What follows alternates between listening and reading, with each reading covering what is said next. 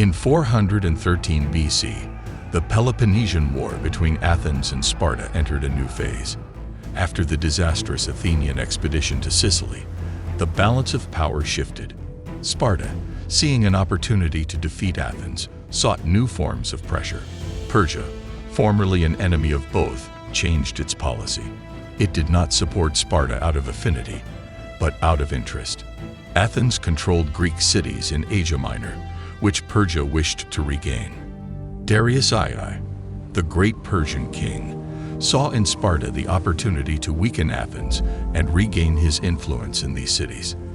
The satrap Tissaphernes negotiated with Sparta.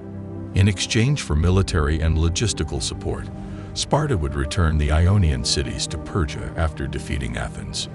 Persian intervention was cautious at first, sending small amounts of money to Sparta, but in time, Persia financed the construction of a Spartan fleet, a weak point of Sparta until then. Although it was a land power, with Persian help, Sparta was able to take on the Athenian navy at sea. For Athens, this represented a serious threat. Its naval supremacy had been key to maintaining its empire and supply lines. Now Sparta was contesting control of the Aegean, with ships financed by Persia. Athenian naval defeats multiplied, increasing the economic pressure on Athens, which was already suffering from the Spartan occupation of Thessalia. Persian money was not only used to build ships, but also to pay crews and maintain the war. The better equipped Spartan crews could fight longer. Athens tried to maintain control of the sea, but defeats and internal pressure affected its ability to continue. Persian intervention was decisive. Persia not only provided material resources, but kept Sparta focused on the war. The Spartans, previously reluctant to prolonged campaigns, were motivated by financial support and the possibility of ultimate victory. With each step Persia took in favor of Sparta, Athens grew weaker. In 413 BC, Sparta fortified Thessalia, a strategic position 20 kilometers north of Athens, proposed by Alcibiades, an exiled Athenian. This direct occupation of Attica cut off supply routes and weakened the Athenian economy. The Spartans devastated crops and cut off access to the silver mines of Laurium, Athens' main source of income. Athens' situation, already weakened by the expedition to Sicily, worsened. The population took refuge inside the walls, causing overcrowding and food shortages.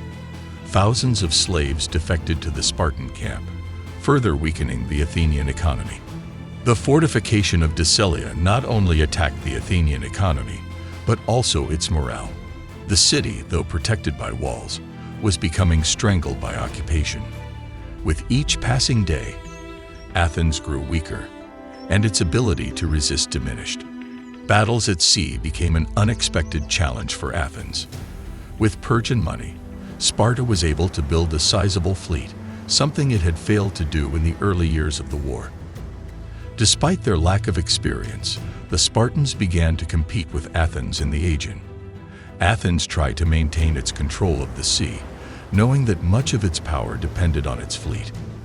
At first, their ships were superior and could stand up to Sparta, but gradually they began to lose ground. Sparta, with its new fleet financed by Persia, managed to win some important battles. Each Spartan victory weakened the Athenian forces, not only at sea but also on land, as Athens' allies began to question their ability to lead. One of the most significant battles was that of Nocias in 406 BC. There, the Spartans, led by Lysander, managed to defeat the Athenian fleet. This battle was a heavy blow to Athens.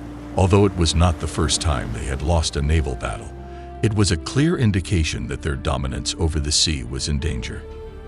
The defeat at Nocias caused a change in their allies' perception of Athens' power. Several cities, which had previously paid tribute and depended on Athens for protection, began to look to Sparta for support. In addition to the military loss, this situation severely affected Athens' economy. Cities that rebelled stopped paying tribute, which meant fewer resources to maintain the war. In turn, trade routes, which had been dominated by Athenian ships for years, began to collapse. Athens could no longer protect them effectively. which affected its ability to sustain its economy in the war. As Sparta continued to strengthen its fleet, Athens found itself trapped in an increasingly complicated situation. Defeats at sea meant fewer resources, fewer ships, and fewer allies. Internally, the Athenian people began to lose faith in their leaders. The war, which had already lasted many years, was becoming more costly and seemed increasingly difficult to win. Sparta, with the support of Persia, continued to advance. The situation worsened for Athens, which could no longer count on the naval power that had given it such an advantage at the beginning of the war. Control of the sea, so vital to their survival, was slipping from their grasp. Alcibiades was a man who seemed to be at the center of everything, both in Athens and Sparta. Of noble birth and with great charisma, Alcibiades knew how to get noticed and gain the trust of those around him. However, his ambition and impulsive behavior brought him into conflict with Athenian society. After becoming accused of sacrilege, he feared for his life, and before facing trial, fled to Sparta, where he found a new place to demonstrate his political and military prowess. In Sparta, Alcibiades did not remain a mere exile. On the contrary, he quickly gained the confidence of the Spartan leadership and began to offer them valuable advice. It was he who suggested occupying Sicily, a move that weakened Athens and ushered in a new phase in the war. Although some Spartans distrusted him because of his past in Athens, Alcibiades managed to gain an important place in their court, helping to plan key strategies against their ancient city. However, his relationship with Sparta was not long-lasting either. Rumors of an affair with the wife of King Aegeus put him in danger, and again he had to flee, this time seeking refuge in Persia. Alcibiades knew how to adapt and used his time in Persia to stay relevant in the Greek conflicts. There, he worked with the satrap Tissaphernes, negotiating and offering his services to maintain his influence in both Sparta and Athens. His ability to move between sides and survive in difficult situations was impressive. Alcibiades, having betrayed Athens and spent time in Sparta, found himself with no fixed place to belong. His relationship with the Spartans, which had started well thanks to his strategic advice, ended up deteriorating. Alcibiades, fearful for his safety and well-being, decided to escape before the Spartans eliminated him, seeking refuge in Persia. During his time in Persia, Alcibiades allied himself with the satrap Tissaphernes, who offered him asylum. There he tried to play a double game, helping the Persians, but also maintaining ties with Athens. However, as the war continued, Athens was losing more and more strength, and his return began to look like a viable option, especially after a series of Spartan defeats on the Hellespont. In Athens, the situation was desperate.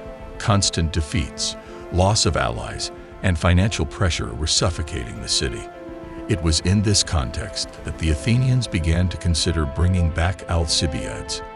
Although he had betrayed his city, many saw in him a last hope for reversing the course of the war. Alcibiades, always ready to seize any opportunity, accepted the offer to return. In 408 BC, he was received in Athens as a hero. His return was almost triumphant, for many believed that he was the person who could save Athens from disaster.